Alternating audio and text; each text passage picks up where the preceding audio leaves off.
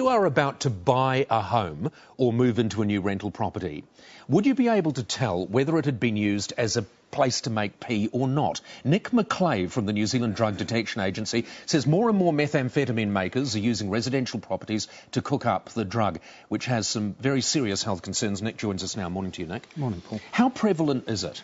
It's fairly prevalent. I mean, the lab numbers that the police are finding is dropping, but that's not a true indication of what's out there. I mean... Right, so the numbers that they're discovering are dropping, but that's not necessarily because there are fewer of them. Yeah, because the other evidence there is the increased border seizures of the contact NT, which is one of the key ingredients in manufacturing it, and those border seizures are going up, and while that's due to customs focusing on that more, it still indicates that there's a lot of the drug coming in, because no matter how good they can be, they only get a certain percentage of it. So your expert opinion is the criminals are just getting more clever? Yes. Yeah, and they're able to hide detection? They're learning from their mistakes. A lot of these cooks have already served time for manufacturing methamphetamine, and they're back out, and they've learnt.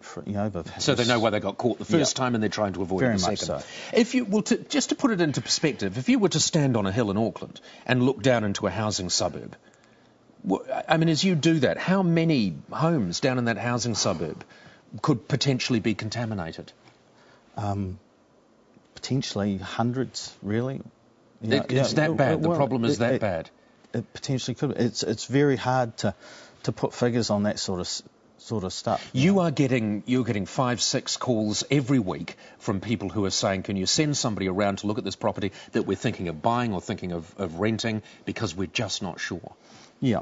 Or they've moved in and all of a sudden they're suffering, itchy skin, nose, throat irritations, their children aren't sleeping well, and they're just, and the neighbours have come across and told us something's... Okay, so those are from a health perspective, those are the warning signs, the itching, the restlessness, lack of energy, that sort of thing. Yes.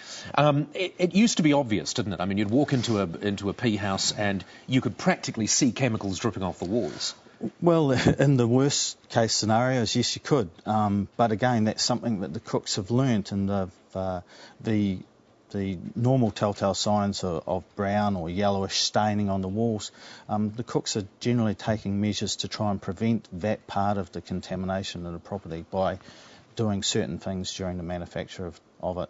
How dangerous is it? Because there would be people watching now, sadly, who are thinking, God, I wonder if this rental property has been used at some stage. It's dangerous. I mean, it's affecting people's health, and if you've got small kids in those properties, then they're more susceptible, because they're the ones crawling around on the floor, hand and mouth sort of thing, and small bodies, they're developing, it affects their development. We've heard stories that people have basically had to reconstruct their properties after they've discovered they've been used as a pea lab. How possible is it to cleanse a property? Look, cleaning can cost from $500 through to $25,000 or possibly more. Depending on what? It depends on the level of contamination. Now, what my company does is we go in there and tell people, we answer their question, do they have a problem or don't they?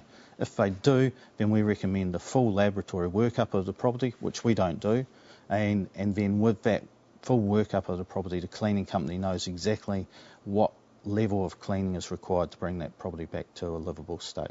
I suppose in many cases, if you're thinking of renting a property and it turns out it's been used as a pea lab, you just won't rent it. If you're thinking of buying it, it's a slightly different situation. But talk to me about landlords. How tempting is it for landlords who maybe are not making much money out of properties to do a very quick clean or turn a bit of a blind eye? It's easy, but that would be the small percentage of it. I mean, most landlords are concerned about the health of their the people that they rent to, and they're obliged under the Tenancy Tribunal Act and Residential to provide a safe environment. To provide a safe environment for somebody to move into. So, but you don't come across many who fall into that category. All right. So for people, just finally, Nick, for people who are watching now who maybe they've had a little niggle in their mind, maybe one of the neighbours have said something or they're suffering one of the symptoms you mentioned, what should they do? Give us a call, 0508 drug test, and we can come out and either put them peace of mind or Can you tell straight away when you walk into a property? Some properties you can. I've been into hundreds of labs, unfortunately, and you get a bit telltale, but at the end of the day, it comes down to the test results and whether or not... Finding out just how bad it is. Yeah. All right, Nick McClay, thank you very much for joining us from the New Zealand Drug Detection Agency. And another horrible thing to have to think about. Yeah, isn't it, though?